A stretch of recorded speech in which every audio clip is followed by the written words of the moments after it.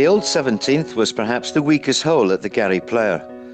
Since its redesign, it's now one of the strongest and presents a stern challenge at a vital stage of the round. The tee shot is demanding with the lake on the left and a nest of bunkers awaiting any drive leak to the right. Left centre of the fairway affords the best angle for the second shot. With 17 cloverleaf greens, this recent addition bucks the trend, introducing a circular target for the approach which is jealously guarded by the water and sand. Many birdies have been recorded since its birth, and eagles for the chosen few, but the bogeys and worse far outweigh them. This penultimate offering enhances an already outstanding course, and the advice here is to treat this par 4 with the utmost respect.